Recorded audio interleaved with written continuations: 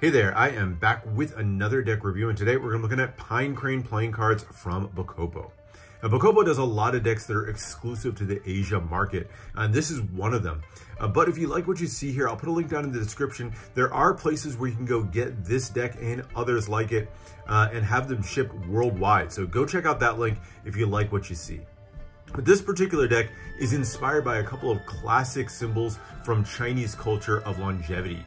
The pine tree, or the Mount Hua pine, is celebrated because of its evergreen nature, the fact that it never seems to perish. And then the crane is, elevated to kind of a mythical level. It's said to have a lifespan of 1,000 years, and you'll see it celebrated in a lot of different artwork, clothing, tapestries, things like that. And all the times that you see it, it's meant to be a symbol of longevity.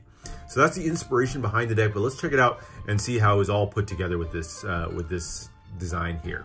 All right, starting with the tuck case, it's done on a matte cardstock, and most of the design is this deep, dark blue, almost like the night sky all the way in the background.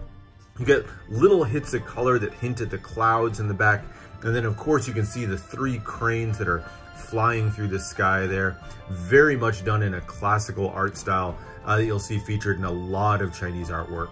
And then way off in the background, you'll see things like the mountains there in the distance, or these little fan shapes that are actually meant to represent the pine trees themselves. And what I really like about this is the little, very subtle hits of gold foil to accent it. Maybe a little bit hard to make out, but things like the mountains down here, these little fan pine trees over here, and even little accents on the birds themselves are all done in gold foil. It's a really kind of elegant look, and one that doesn't hit you in the face with the gold foil, but I think uses it really effectively for accenting. You can get nice small letters up here with Pine Crane playing cards, and kind of the most unique feature is this cutout here in the center. It's kind of a design of or a silhouette of a pine tree, and you can see part of the cards inside with that red circle that are peeking out from the inside of the tuck case. Really cool use of the paper cutting here. Paper cutting was an art form that was actually originated in China, so very fitting, I think, for this deck. But really beautiful, intricate details on this one, and I think really just adds a unique touch. I love when tuck cases use something unique to kind of bring the cards themselves a little bit out, especially for people that choose not to open decks. But very cool, very intricate laser cutting that was done to produce this effect. On the sides, you get playing cards and then China chic down there at the bottom. Other side, made in the USA. So these were printed by the United States Playing Card Company. And then on the bottom, there's your ad copy for Bocopo and USPCC. And the top just has the name of the deck once more in gold foil, Pine Crane. The back here, this isn't the back design of the cards, but more of a continuation of that kind of cloud motif. Pine Crane playing cards, China chic. And you get another little cutout here, much simpler this time, just a circular cutout that gives you a little preview of the central element of the back design of the cards. We'll look more at that in a second. So you open up the inner flap, just more of those hints of clouds there, and then cranes on the interior, kind of forming this little circular emblem there on the inner flaps. Nothing printed on the interior of the tuck case, and as I pull it out, you can get another look at that beautiful, intricate cutout. So really cool tuck case. I think they did a great job with this one. It has a really elegant feel to it, very clean, and I love the kind of tasteful use of gold foil on it. So there's your tuck case, but now into the cards. And as usual, we'll start with the back design. And here it is. So kind of in a similar aesthetic to what we saw on the tuck case, blue background kind of made up of clouds, but it's given kind of a symmetrical shape here. You get the banners with Pine Crane has this sort of glowing orb or the sun behind it, and then really intricate gold details around the edge, kind of forming almost an architectural feeling element. The central element that we saw peeking through the tuck case here is made up of a couple of cranes. 2 cranes flying together is kind of considered like an ultimate symbol of longevity. And then in the center, you get that fan shape that's representing the pine tree. So you get the pine and the crane represented there in the center. I don't love putting the words here on the deck. I think that's kind of unnecessary. I think it would have looked a little bit nicer without those. But it's nice and small, which doesn't detract too much. The one that bothers me is even smaller, but I really don't like this, putting the Bocopo Playing Card Company there on the sides. Definitely an unnecessary touch, and I think one that just detracts a little bit from this one. But overall, if you kind of zoom out and don't don't focus too much on the words there. It's a really beautiful piece of art that's done on this. So there's your back design and into the cards. And we saw this one peeking through the tuck case as well. This kind of formed the backdrop for that cutout. You get one ad card with the big red sun there in the middle. Forms a really nice backdrop for the silhouette there. Pine Crane playing cards and Bocopo playing cards. And then you get a pair of jokers, and fittingly each one of them features a crane on the front, flying against the backdrop of either a black or a red sun. Really beautiful, intricate artwork again. And the red one kind of features little hits of gold. I don't think it's metallic ink. It's hard to tell because it's so faint, but I think that's just a gold colored ink and not metallic. You get Joker in the corner in this kind of odd, almost silhouette font or outline font. I'm not sure how I describe it, but it's a little bit hard to read overall. But there's your two Jokers, beautiful, and a double backer to go with it. All right, now on to the main deck, and we'll start with the aces. And the ace of spades is the power ace and the one custom ace in the deck. And of course, we're gonna get another look at a beautiful crane and its wings arched up to form the shape of the spade. Really great use. I love just how kind of organic and flowing that feels. And then kind of in the background, you get wisp of clouds and then more of that pine tree poking out in the back. Pine Crane and China Chic mentioned there at the bottom. And some really super fine gold lines here, kind of forming a radiating design or the hint of clouds in the background.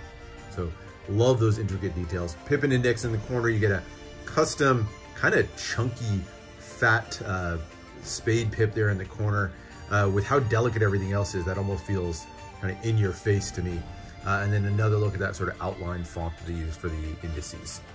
The other three aces are all much simpler, just feature one simple bold pip in the center. So nothing too special on these.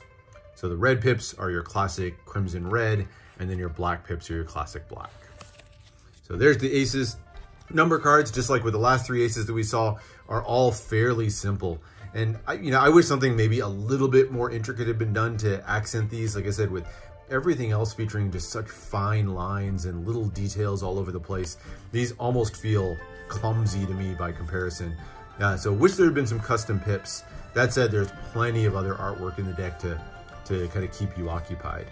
But fairly small pips, pretty classic layout, nothing too special on these.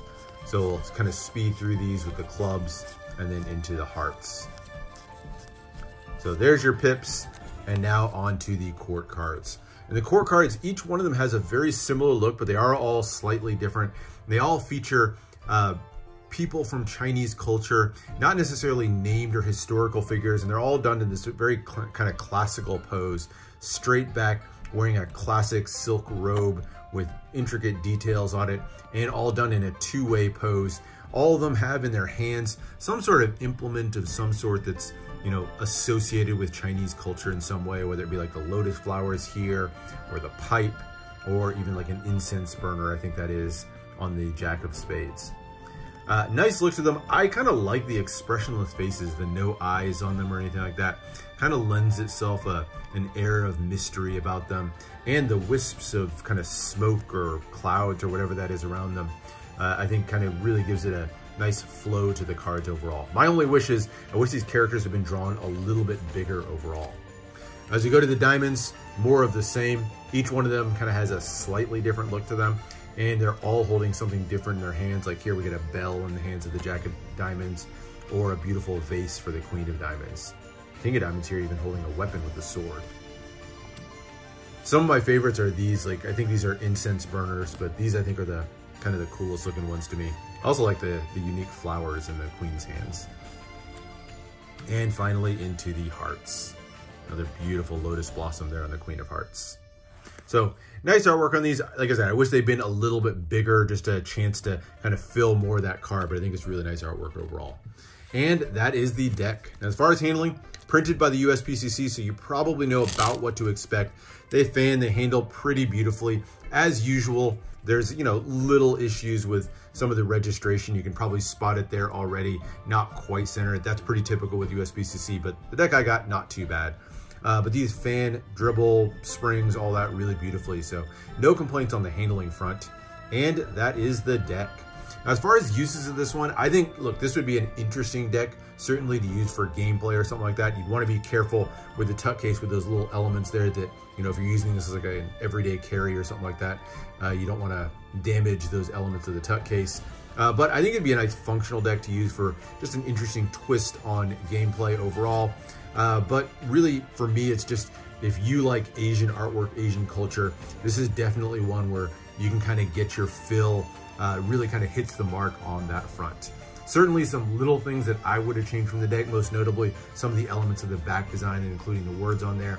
But overall, I think it's a beautiful package, and that unique tuck case, I think, really offers something interesting for the deck overall. So that's it. That's the look at Pine Crane playing cards. Like I said, check out the link in the description if you want to get a deck for yourself.